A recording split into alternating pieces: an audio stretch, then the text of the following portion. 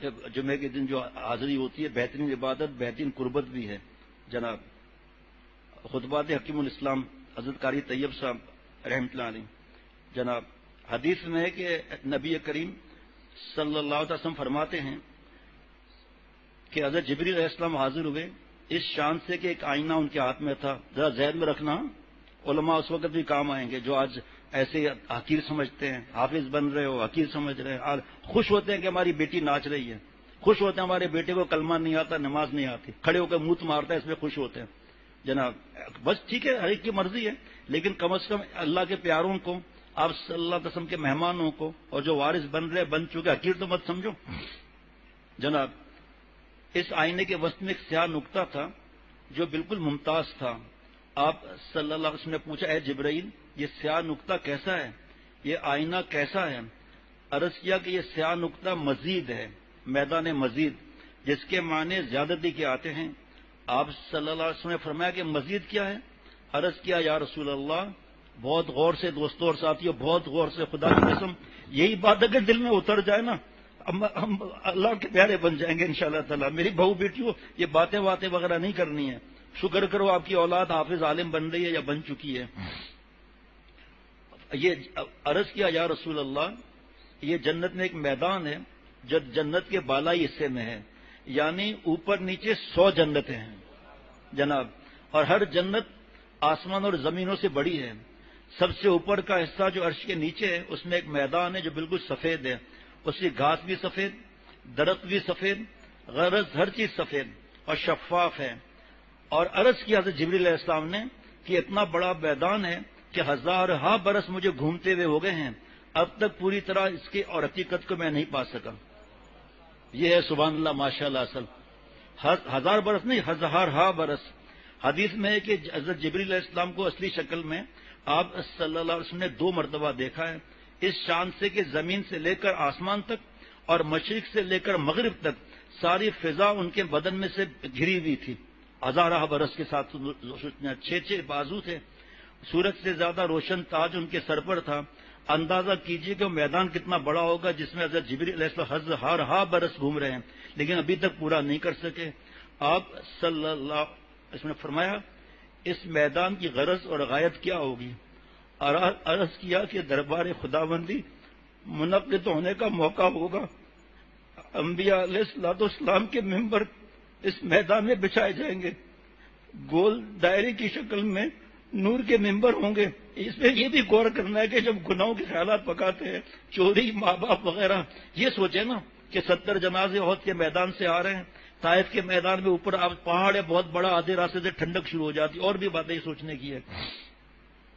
اللہ اللہ، گول دائرے کی شکل میں نور کے ممبر ہوں گے، ہر نبی علیہ السلام کے ممبر کے پیچھے امت کی کرسیاں ہوں گی، اور وہ پورا میدان بیٹھنے والوں کی کرسیوں سے بھر جائے گا.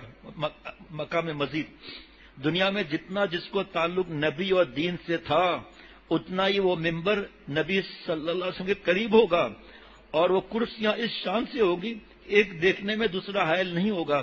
جیسے آپ نے دیکھا ہوگا بڑی بڑی مجالس میں کرسیاں اسی ترتیب سے بچھاتے ہیں، جیسے دورہ حدیث ہے دارالعلوم کورنگی میں، اگلی صف ذرا نیچے تاکہ ہر شخص بے تکلف سامنے اسٹیج کو دیکھ سکے.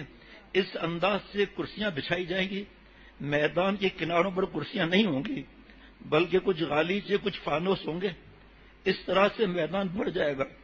اب گویا دربار بن گیا، چار طرف انبیاء علیہ السلام کے ممبر ہوں گے، ان کی پشت پر کرسیاں ہیں، بیچ میں حق تعالی شانو کی کرسی آئے گی جس کا ذکر قرآن کریم میں ہے، وسع کرسی السماوات والارض.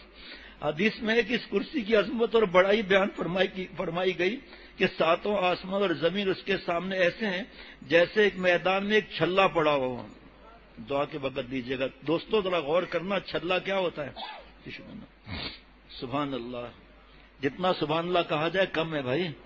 جناب ہماری قسمت کیا ہے کہ ہمیں اللہ نے بغیر مانگے کلمہ عطا فرمایا، آپ صلی اللہ علیہ وسلم امت میں پیدا فرمایا.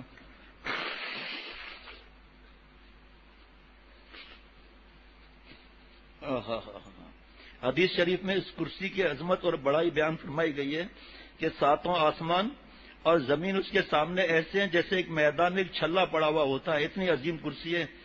آخر جس بادشاہ کی یہ کرسی ہے اس کی بڑائی اور عظمت کے مناسب اس کی شان ہے۔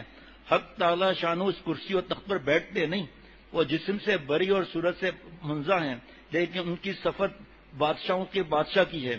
چنانچہ بادشاہ کے جتنے لوازم ہیں وہ سب جمع کیے گئے۔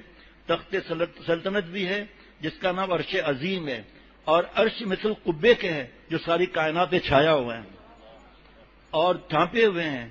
عرش کے اوپر رحمت کی تجلی ہے، فرمایا کہ الرحمن علی العرش استوى، تو عرش کے اوپر رحمت چھائی ہوئی ہوگی۔ سبحان اللہ، ماشاء اللہ کہیں تو اور مزہ آئے گا۔